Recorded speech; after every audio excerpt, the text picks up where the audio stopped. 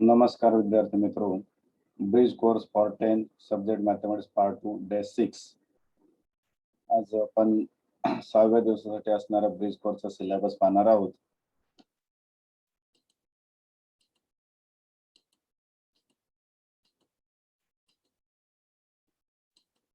यामधला कंटेंट जो आहे तो इक्लूड जॉमेट्री आहे.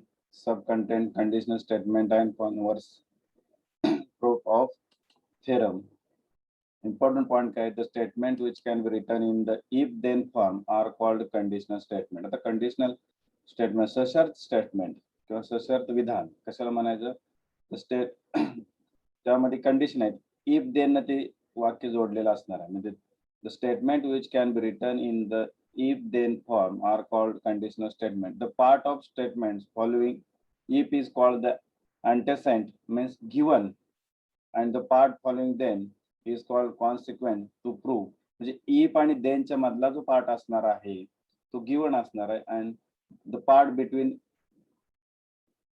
then after then is consequent or to prove, म्हणजे जे आपल्याला सिद्ध करायचं आहे ते असणार आहे. For example, consider the statement, the diagonals of the rhombus are perpendicular bisector each other. Conditional statement कशा असेल बघा, the statement can be written in the conditional form. If the given quadrilateral is a rhombus, then its diagonals are perpendicular bisector of each other. आता या ठिकाणी if पासून the given quadrilateral is a rhombus, this is the given or quintessence antecedents, this is the antecedent means given, हा दिलेला part आहे. तो prove काय करायचं आपल्याला, it's a diagonals are perpendicular bisector of each other. हे झालं कंडिशनल स्टेटमेंट्स. म्हणजे या जे statements the diagonals of the rhombus are perpendicular bisector of each other, याचे कंडिशनल स्टेटमेंट जे आहे ते काय येईल, if the given quadrilateral is a rhombus, then its diagonals are perpendicular bisector each other. If the antecedent and the consequent is given, conditional statement are interchanged, the resulting statement is called as converse of the given statement.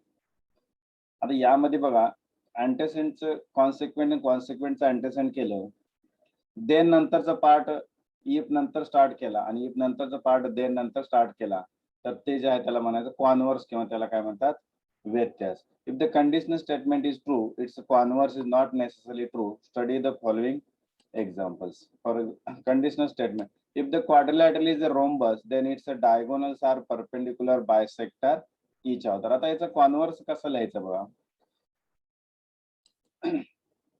if the diagonals of the quadrilateral are perpendicular bisectors of each other, then it is a rhombus. This is the converse of this statement. If the quadrilateral is a rhombus, then its diagonals are perpendicular bisectors of each other. याचा converse लिहायचं, उलट. म्हणजे थोडक्यात काय करायचंय, यामध्ये given आणि prove इथं कॉन्व्हर्स मध्ये इंटरचेंज करायचं. गिवन आहे ते टू प्रूव्हला जाईल आणि टू प्रूव्ह आहे ते गिवनला येईल. म्हणजे हे लक्षात ठेवा, यामध्ये antecedent आहे ते कॉन्सिक्वेंट होईल, कॉन्सिक्वेंट आहे ते antecedent होईल. या हा बदल आहे कॉन्व्हर्स मध्ये. म्हणजे थोडक्यात सांगायचं झालं, जर समभुज चौकोनाचे कर्ण परस्परांना लंब दुभाजक असतात, हे स्टेटमेंट आहे. आता याचा कॉन्व्हर्स काय सांगता येईल, जर एखाद्या चौकोनाचे कर्ण लंब असतील तर तो समभुज चौकोन असतो. हा त्याचा कॉन्व्हर्स झाला. म्हणजे थोडक्यात रिव्हर्स केलं, तिथं पहिल्यामध्ये तो क्वाड्रिलॅटरल जो आहे तो रोम्बस आहे सांगितलाय आणि कंडिशनल स्टेटमेंट मध्ये, आणि त्याचा कॉन्व्हर्स लिहिताना त्याचे डायगोनल परपेंडिक्युलर बायसेक्टर असेल तर तो रोम्बस असतो, या पद्धतीने सांगायचं. म्हणजे थेरम आणि त्याचा converse. Okay. In above example, statement and its converse are true. Now consider following example. Conditional statements. If a number is prime, then it is even or odd. If the number is prime, then it is even or odd. आता दिलेला number prime number असेल तो even he असू शकेल किंवा odd ही असू शकेल. म्हणजे इवन मध्ये फक्त एकच प्राइम इवन नंबर आहे तो 2. और ऑड बाकीचे सर्व ऑड नंबर आहेत. If number is even or odd then it is a prime number. इथं सर्व स्टेटमेंट त्याचा जो अँटेसेंट जो आहे तो कॉन्सिक्वेंट जो आहे तो म्हणजे ट्रू असेलच असं नाही. सर्वच इवन नंबर हे प्राइम नंबर असू शकणार नाहीत. म्हणजे the statement is true but its converse is false. Converse त्याचा फॉल्स आलेला आहे कारण सगळेच इवन आणि ऑड नंबर हे प्राइम नंबर असू शकत नाहीत. Then proof. आता ते थेरम दिला की त्याचं प्रूफ लिहायला पाहिजे. Okay. We have studied many properties of the angles, triangles, quadrilateral through the activities. In this standard, we are going to look at the subject of geometry with different point of view, which is originated by Greek mathematician Euclid, who lived in the 3rd century before Christian era. He gathered the knowledge of the geometry prevailing at his time and streamlined it. He took for granted some self-evident geometrical statements which were accepted by all and called them postulates. Postulates, some possibilities. He showed that on the basis of postulates. Okay. Some more properties can be proved logically. Properties proved logically are called theorem. म्हणजे properties आहेत logically. आता सर्वच property हा proof त्याचा असणार नाही, ते logically true आहेत असं गृहीत धरलं जातं आणि त्यावरून आपण ते प्रॉपर्टीज प्रूव्ह केलं तर त्यांना काय म्हणायचं, theorem. Properties proved logically are called theorem.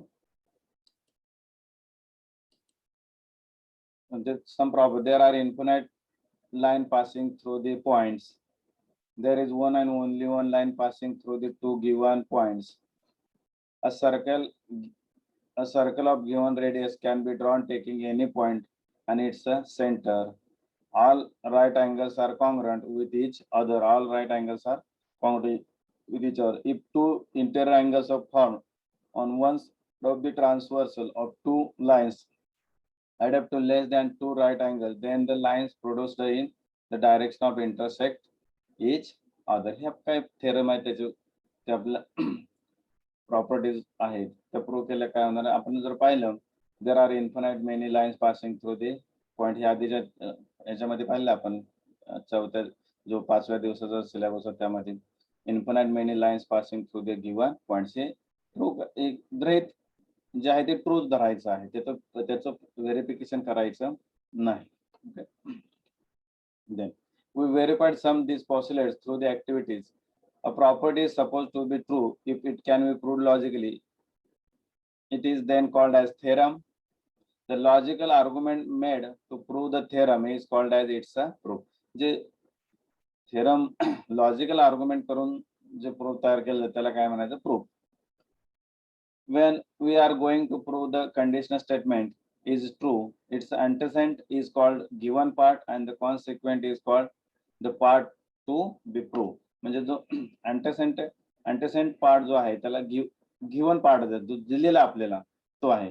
For example, if a pair of alternate angles formed by the transversal of two lines is congruent, this is the antecedent, and the two lines are parallel, this is the consequent. म्हणजे हा जो आहे तो हा जो part आहे त्यातला आपल्याला प्रूव्ह करायचा आहे. हा जो इथून आहे हा जो पार्ट आहे तो याला म्हणायचं टू गिवन. आणि देन नंतरचा जो पार्ट असणार आहे टू लाईन्स आर पॅरलल, हा जो आहे तो टू प्रूव्ह, हा पार्ट आपल्याला प्रूव्ह करायचा. म्हणजे त्या जर त्या अल्टरनेट अँगलची पेअर जर कॉन्ग्रुएंट असेल तर त्या दोन लाईन पॅरलल असतात हे आपल्याला प्रूव्ह करायचं. आता या ठिकाणी दोन पद्धतीने आपल्याला प्रूफ देतात, डायरेक्ट आणि इनडायरेक्ट मेथड. ते पुढे आपल्याला येईलच त्या थेरम मध्ये. त्याच्यावरचा एक्सरसाइज आहे ते पाहिजे आपल्याला. Write the following statement in if then form. Opposite angles of cyclic quadrilaterals are supplementary. आता इफ देन वापरून येत आपल्याला कशा पद्धतीने लिहिता येईल ते उत्तर तुम्ही वहीमध्ये लिहित. कसं, if the opposite angles of quadrilateral is supplementary, then the quadrilateral is a cyclic quadrilateral.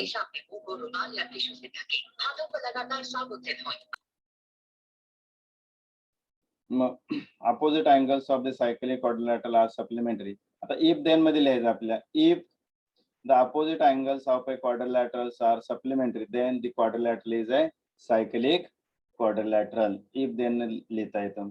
Write the converse of the following statement. The diagonals of rectangles are congruent. ह्याचं congruent converse लिहायचं. converse काय करायचं पाहता. If the diagonals of the quadrilateral are congruent, then the quadrilateral is a rectangle. हा त्याचा converse झाला. इथं काय दिलंय, diagonals of the rectangles are congruent.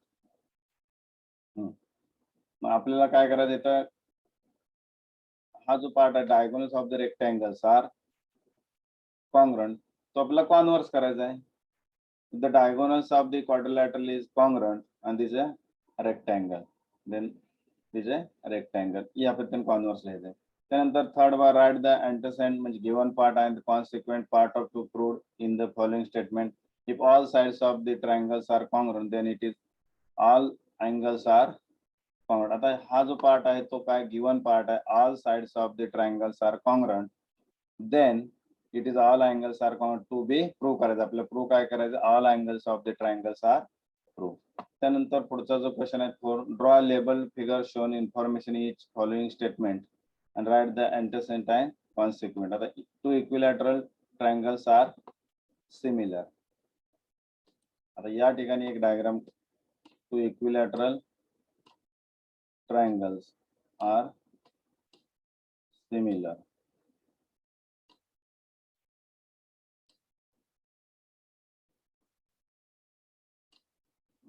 तो equilateral triangle जे असणार आहे, equilateral triangle means each angle is 60 degree. त्याचे साइड वेगळे वेगळे असू शकतील, पण जे अँगल जे आहे ते काय असणार आहे, त्याचे कॉन्ग्रुएंट असणार आहे 60 चा. Okay, A B C T Q R. Okay, आता यामध्ये गिवन मध्ये काय येईल पहा, in triangle A B C and triangle P Q R, angle A B C equal to 60 and angle P Q R equal to 60. To prove काय करायचं आपल्याला, to prove जे आहे या ठिकाणी triangle A B C similar triangle P Q R हे लिहायचं आपल्या त्या ठिकाणी. अँटिसेंट किंवा कॉन्सिक्वेंट जो आहे तो ही आहे ना टू प्रूव्ह येईल. या पद्धतीने बाकीचे तुम्ही करू शकता. Okay,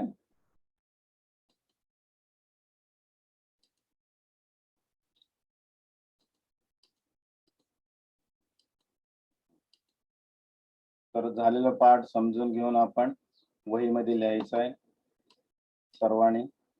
okay.